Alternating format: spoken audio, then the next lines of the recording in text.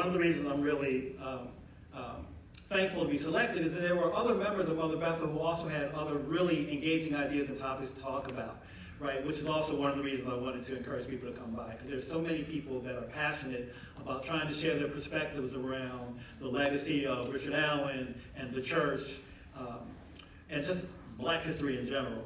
So please come on through. But that being said, I have to admit that I cheated a little bit.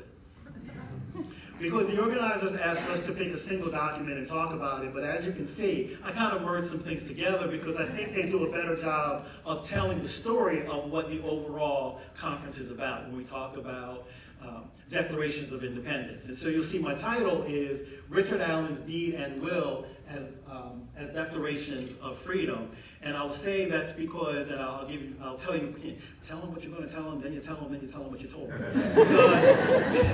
Go, Brian. The tying those things together, as we will see, when we're talking about declarations of freedom, I think it's important that Richard Allen, in his way of thinking, was very strategic, right? And so a friend of mine once said that political science, politics in general, is about the acquisition, usage, and maintenance of power.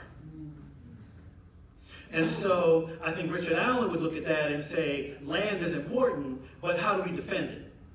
How do we keep it? Much less what do we do with it while we have it? So that's what I'm going to talk about. So for those of you who may not be intimately familiar with the property, it's at the corner of 6th and Lombard Street, as you see on the screen. Again, the front view, you can see the statue a little bit more closely. The statue, of course, is of the founder, Richard Allen. That's important for two reasons. One, we're going to talk about him a little bit right now. But two, well, there's another reason that's important. Again, aerial view. It's like, why is he showing all these pictures of the church? Trust me, they tie together. All right, so the green line that's running up is 6th Street. The green line that's running across is Lombard Street. Again, that's the property. The large building is the church. You see the parking lot. And in the bottom left-hand corner of the lot, you see that little rectangle space where the statue is. But why are we talking about this property? What is its significance? First, Mother Bethel Church was founded in 1794, so it's one of the earliest Black churches. It's not the earliest Black church, but it's one of the earliest.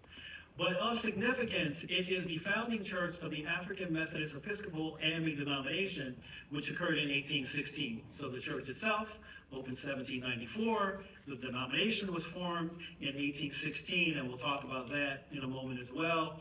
It is actually the first Christian that I'm aware of, so please somebody fact check me. It's the first Christian denomination in the history of the world that is founded due to racial and ethnic differences, and not just because of a difference in theological interpretation. It has expanded from beginning right here in Philadelphia at 6th and Lombard to now being a worldwide denomination covering 5 continents, 39 countries, over 7,000 congregations, and over 2.5 million members. And of importance to today's conversation, it is the oldest parcel of land continuously owned by Black people in this country. Anywhere. The land was purchased on October the 10th, 1791. So we're going to talk a little bit about the deed.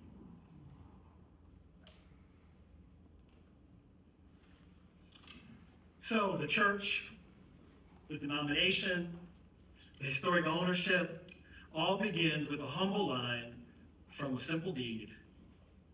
This indenture, made the 10th day of October, in the year of our Lord, 1791. Sometimes I wonder, could Richard Allen have possibly known what would happen? As we tie this together to what this means for us today, can any of us possibly know what might happen if we step out on faith? Ooh. So this is a transcription. The first page describes that he bought the property from Mark and Mary Wilcox for a yearly ground rent of 21 pounds and 18 shillings, again on October 10th, 1791. The next page describes the location. that's on the north side of Lombard Street and the east side of 6th Street, and it describes the properties that are bounding it on the remaining sides. It also describes the lot's dimension. It's 73 feet across on Lombard Street and in depth 135 Street. The statue that I told you would become important because that's what we're talking about. Where that statue is now, if you go down and you drive past the church, or you go in the church and you go to service, or you go to the museum, or you're just walking down the street to get lunch somewhere, please know when you see that statue is right there on the corner, and that's pretty much a great visible marker of the oldest parcel of land that people of African descent in this country have bought and held onto all this time. And then the rest of it goes on, standard legal remedies for the seller in case Richard Allen doesn't meet his obligations, standard stuff. And then in terms of legacy, the last page goes on to talk about Richard Allen, his heirs and assigns may at all times forever hereafter freely, peaceable and quietly have, hold, occupy, possess, and enjoy the said lot or piece of ground, hereditaments, and premises. So again, that's the acquisition part. And that's the beginning of the maintenance part, but it's not quite tight enough.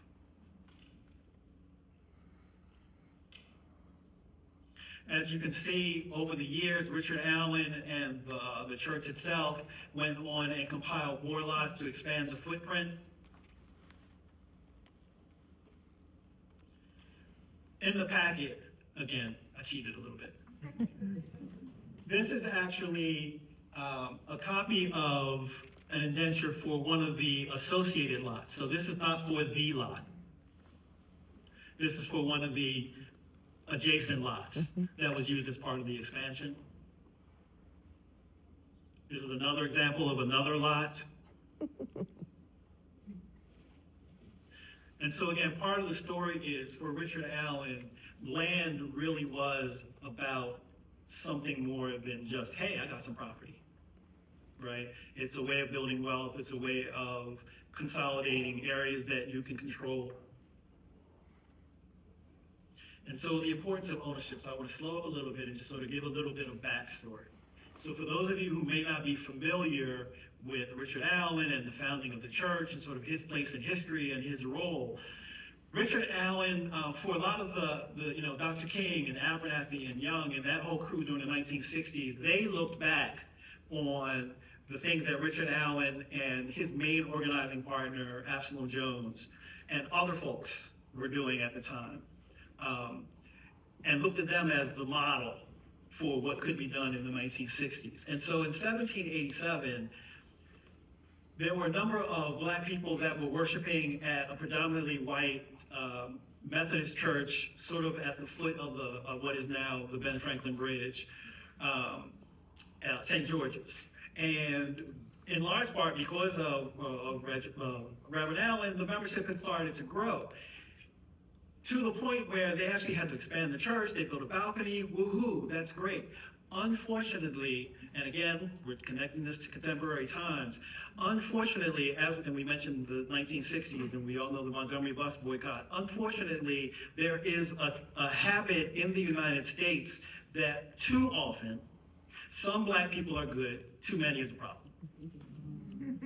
And so what happened at St. George's is they started saying to the black congregants, y'all can come worship, but you got to be up in the balcony. Sound familiar? You got to be in the back, in the balcony. And so the way the story goes, the black community was kneeling in prayer, and one of the trustees came and said, y'all got to get up and go back to, go where you belong. And Absalom Jones says, give us this moment and we will trouble you no more. When they finished praying, Absalom Jones and Reverend Allen got up and walked out, followed by a majority of the black congregants of the church, which was the first act of mass, nonviolent, civil disobedient protest by black people in this country. After the walkout, again, a lot of discussions. Come to the church. We can tell you way more. We have more time. But in 1791, Reverend Allen buys the land that we've been talking about and establishes Bethel Church.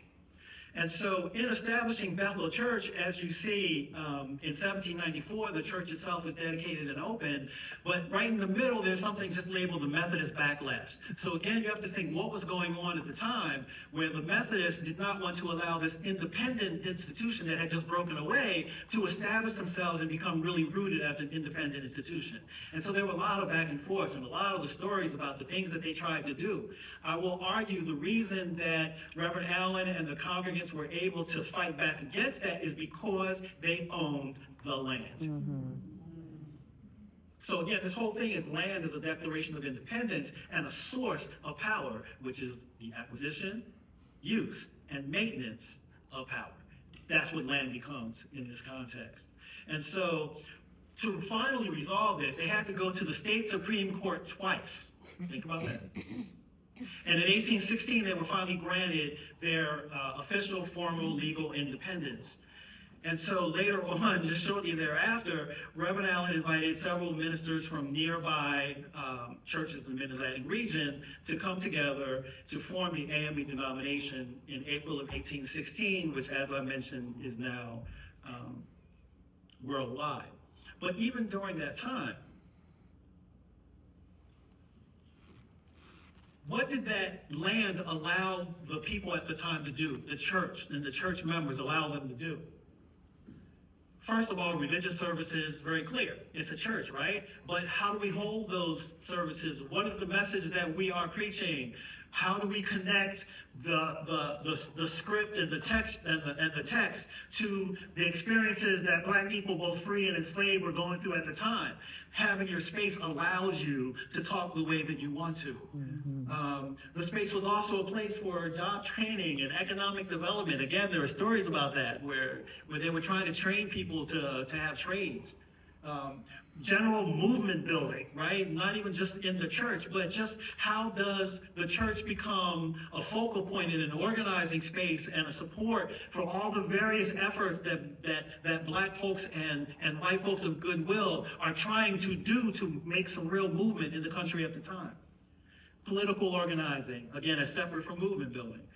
Underground railroad activities, general community buildings. One of my colleagues, Pam, was just reminding me earlier just about the fact that the church itself was a bedrock in that community, that anybody who's done research on that whole area knows about how strong the Black community was in there, right? And Mother Bethel was one of the bedrocks of that community.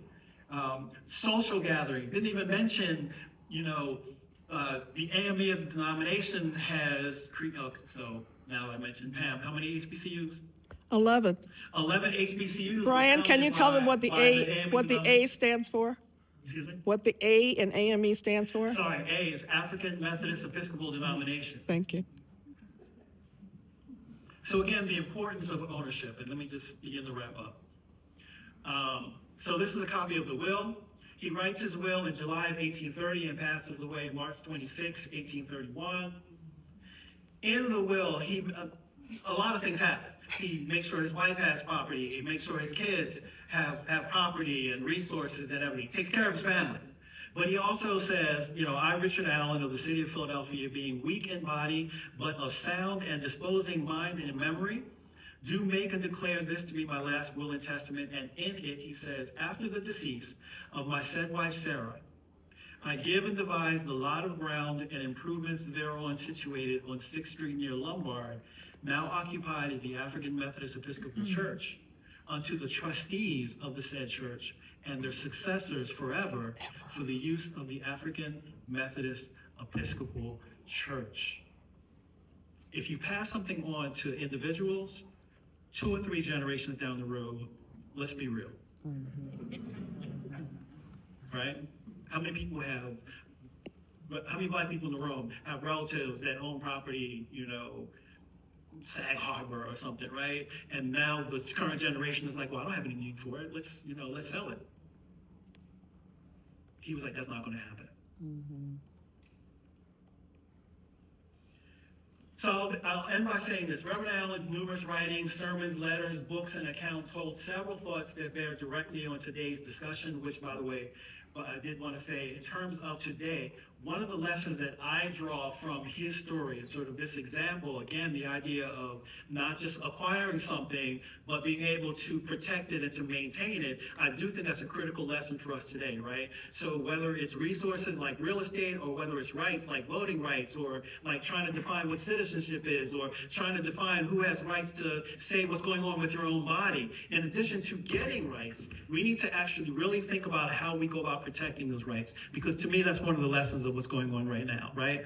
That the pushback has come to take away some things, and maybe we did not do as effective a job of thinking how to maintain something as we did on how to acquire something. And so I think we really need to begin to pay attention to that as we move forward into the next stage. But Richard Allen, these three thoughts. One, our rights and privileges as free men. I think if he wrote this today, he would say free people. We talked about building a place where we may worship God under our own vine and fig tree. And he talked about the necessity of independence from, sorry, I got clicked off, from white control. So with that, thank you very much. That's very good.